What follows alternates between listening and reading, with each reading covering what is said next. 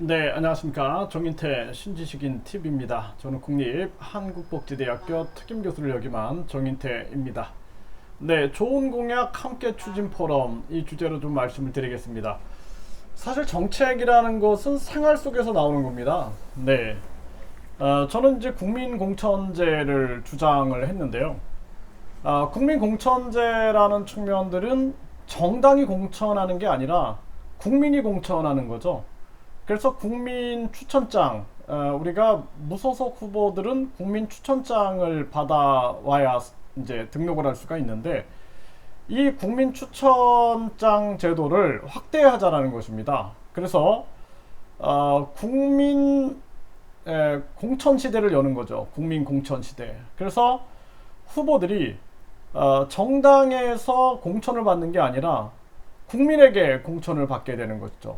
그러니까 정당은 정치적 이념의 어떤 집단, 네, 정치적 이념이 비슷한 사람의 집단, 그리고 거기서 어떤 정책을 개발하고 정책을 위한 토의 토론을 하는 장이 되어야지 거기가 권력 집중 기관이 되면 안 된다라는 거죠.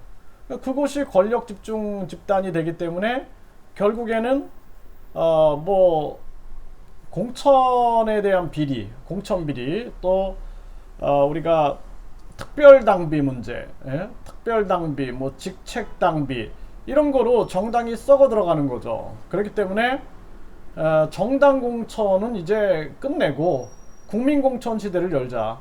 그래서 예를 들어서 어떤 정당의 후보가 내가 출마한다 그러면은 국민 공천을 받는 거예요. 국민 추천장을 받아서 국민 추천장을 가장 많이 받은 후보가 그 후보가 이제 후보가 되면 되겠죠. 그렇게 되면은 우리가 쓸데없는 그러한 그 공천 잡음, 네, 공천 반목 이런 것들을 막아낼 수 있다라는 것이죠. 그래서 좋은 공약을 함께 추진한다라면은 대한민국이 많이 변화가 될 거예요. 그래서 저도 100여 가지 국민 주권 정책을 제가 올려놨는데 그 정책 중에 우리가 이 정책은 좋은 공약이다.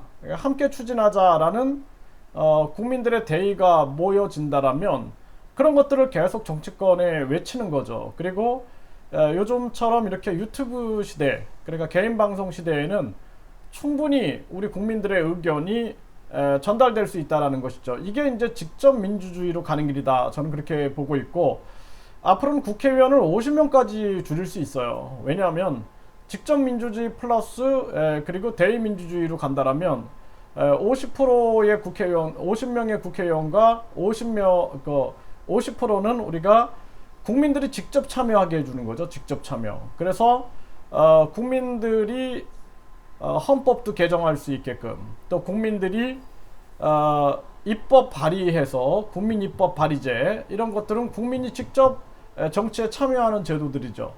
그래서 국회의원들한테 대의민주주의를 해달라 그랬더니 자기들이 패거리를 만들고 자기들이 권력을 쥐고 놓지 않는 거예요. 그러다 보니까 이제 국민들과 국회의원들 간에 반목이 생겨버리는 거예요. 그 제도가 그렇다 보니까 국민들은 어쩔 수 없이 국회의원들을 뽑게 되고 뽑아놓고 국회의원들을 욕하게 되죠. 그래서 국회의원을 무보수 뭐 봉사직으로 해라 이제 국민들이 막 외치게 되고 그런데 불구하고 국회는 변화가 없죠. 국회 특권을 내려놔라 아무리 해도 변화가 없는 거예요. 그 구조적 문제는 정당 공천 제도에서 문제가 있었다. 그래서 국민 공천 제도, 국민 공천 제도로 변화돼야 된다라는 것이죠. 국민 공천 제도. 그래서 국민이 공천할 수 있는. 그래서 사실 이 여론조사 같은 경우도 믿을 수가 없어요. 여론조사도 믿을 수가 없기 때문에 국민들이 이 간접적인 건 믿을 수가 없어요. 간접적인 건 항상 중간에 문제가 생기거든요.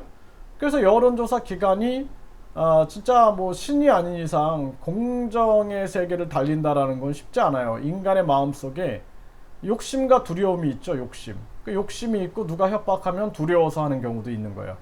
그래서 욕심과 두려움 때문에 결국에는 공정한 사회로 가는 게 어렵다. 그게 인간의 본성이기 때문에 그렇기 때문에 우리가 제도를 공정하게 만들어야 되는데 그 제도 속에서 가장 중요한 측면이 정당이 공천을 하면은 정당이 부패되게 돼 있어요. 그래서 정당 공천제를 폐지하고 국민 공천제, 국민들에게 추천장을 받고 우리가 출마할 수 있게끔. 그러니까 국민들이 아무한테나 추천장을 주겠습니까? 진짜 저 사람은 정치인으로서 자질이 괜찮아 하면은 추천장을 주겠죠. 그러니까 정치인들은 국민만 바라보게 되는 거죠. 국민만. 정당을 바라보지 않고. 정당은 예를 들어서 우리는 국가보안법이라는 제도를 유지해야 한다. 그런 공감대를 형성한 사람들이 모여서 토론하는 곳. 예? 어떤 사람들은 뭐 국가보안법 폐지해야 된다. 뭐 그런 사람들이 모여서 그 색깔을 드러낼 수가 있겠죠. 그러면은 국민들이 선택은 국민이 하는 거죠. 예, 그리고 정치권에서는 국민들에게 끊임없이 설득을 해야죠. 네, 왜 우리가 국가보안법을 유지해야 하느냐. 예, 이러한 부분들을 국민들에게 설득하는 것이 굉장히 중요하다. 그래서 좋은 공약은 함께 추진하는 그런 새로운 정치 문화가 있었으면 좋겠다. 그래서 정치가 서로 상대방을 헐뜯는 정치가 아니라 정말 이 정책은 너무 좋아. 그러면 우리가 이 공약을 함께 추진합시다. 이런 문화가 생긴다면은 우리 정치가 한 걸음 더 발전할 수 있지 않느냐. 그리고 우리 후대 우리 다음 세대들이 정치란 이런 거야 라고 배울 수 있지 않느냐. 정치란 쌈박질하는 거야가 아니라 좋은 공약이 있으면 함께 추진하는 그러한 좋은 공약 함께 추진 문화가 형성된다라면은 굉장히 이것은 바람직한 문화다. 저는 그렇게 보고 있습니다. 네, 여기에 많은 분들이 좋은 공약을 여러분들이 생각하고 있다라면 인터뷰를 요청해 주세요. 그러면 우리가 함께 깨우치고 함께 성장하면 좋겠습니다. 감사합니다.